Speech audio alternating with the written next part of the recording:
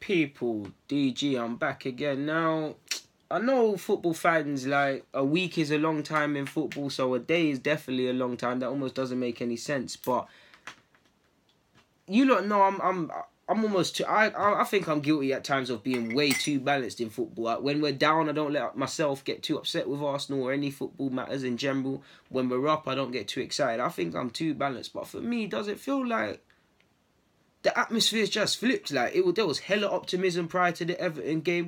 People were saying we're gonna do this, that, Unai this, Aubameyang, Lacazette, Xhaka this. New players are playing differently under Wenger. People were saying myself as well, hitting form at the right time, this, that, and the third. And suddenly we've lost this game to Everton, and it's all boom. Now you're seeing the media people, them in all different walks of the media, writing their columns about have Arsenal's away form. Can Arsenal do it? Where did they go wrong? Where did Unai go wrong? Which players do Arsenal need to sell? Linked with a bag of players. You know the Wolves come out when Arsenal lose, and some of our fans are upset. Now I get it. Top four is crazy, man. You're looking at United, you're looking at Chelsea. Chelsea actually playing against West Ham now at the time, making this as well.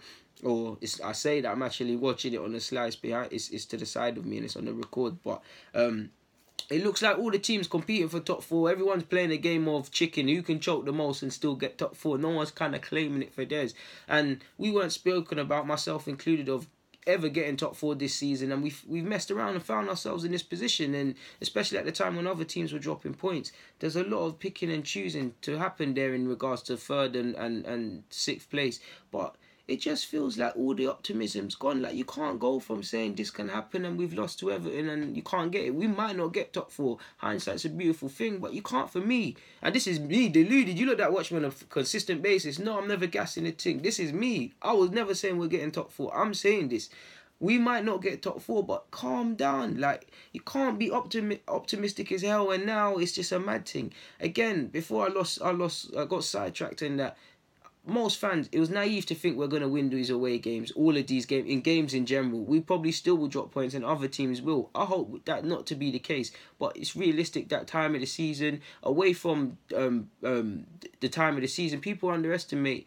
Again, you need to be up for these games, but in terms of the physical performance, these games are coming thick and fast. These lot are human. It takes a lot of energy to play football at the level they're playing. It's difficult. You lose games sometimes, and that's not for us. We were poor against Everton. We have to hold our hands up, and there's many things we can go against.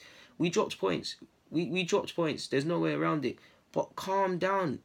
We can't afford to feel sorry for ourselves as fans. The players definitely can't, because we need to go forward. You've got, at this point of making this vid, you've got the Europa League campaign against Napoli. That could be a route into the champs. Top four can still be achieved if they don't feel sorry for ourselves. We're at the most important point of the season where you have to have blinkers. You can't really get sidetracked with all the noise and all the wind. Again, you have to pay attention to all the fans and other clubs and how they're doing and stuff. But you need to, when you win, don't get gassed about your top four is yours. You got two hands on it. Don't get gassed. When you lose, cool, we lost.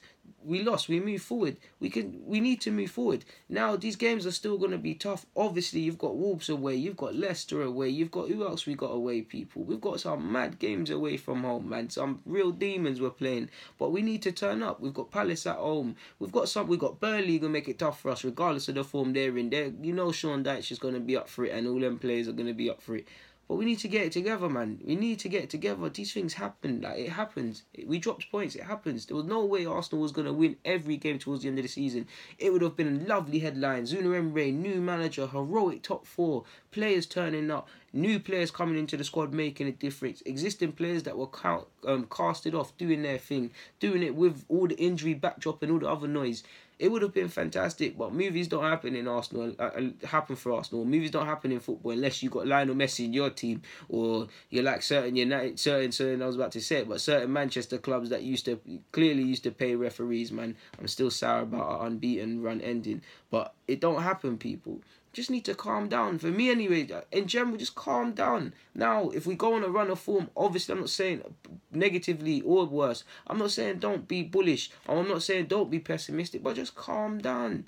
just calm down, because all of these headlines were being written. All of these headlines were being written in regards to Arsenal top four. This is why I tell you not to write conclusions, because people were saying people were speaking firstly that Arsenal was not going to get an order rebuild, and then people, until the Everton game, not just Arsenal, it's not even just Arsenal fans, it's people in general. People were speaking like Arsenal was a shoo-in for that. People were saying Arsenal was a shoo-in. Calm down. No one is a shoo-in unless you're Liverpool or City. No one is a shoo-in for that. If you're Chelsea, you're bullish, because even Chelsea, people are saying they had this game, they had that game, they had the third.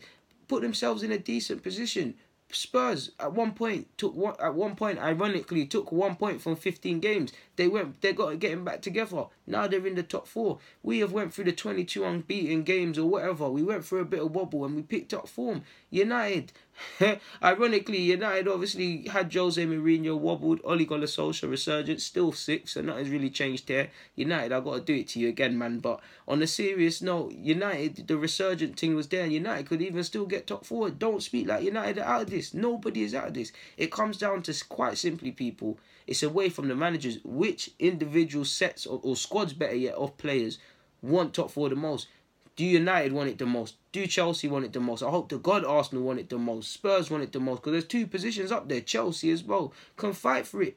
Who wants it? Do Chelsea want top four? Do they want to be able to attract players? Do we want to be able to rebuild? Do United want to aspire to be back where they should belong? Mentioned in the same breath as Munich and all of these other mad clubs, Madrid, Barca and these things. Spurs, you got to win a trophy first. I got to get you lot too. I can't get United, but I can't get United and not you lot. But on a serious note, the Spurs, what Spurs with the stadium and all of these things, what it can do for them as well.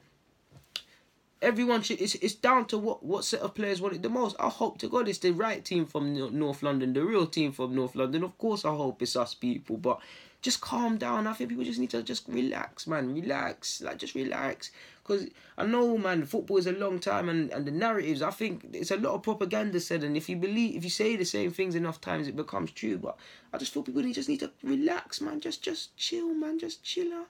Just relax, people, man. Just relax.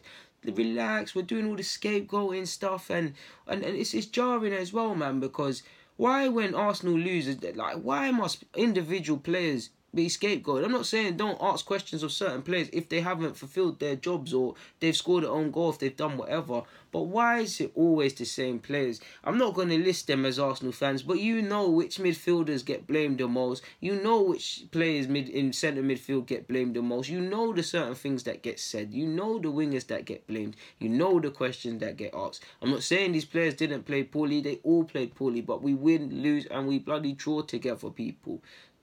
We're a football club. Arsenal talk about winning through harmony, and that's what we need to do. Just relax, man. Even, for instance, Mustafi. Now, as a team, we were all terrible, but I don't feel Mustafi was the worst defender within that back four. I don't feel Mustafi is of the quality to necessarily move forward with, but I think he was better than a lot of players on the weekend. I'm seeing Mustafi's name. Why is Mustafi's name being said?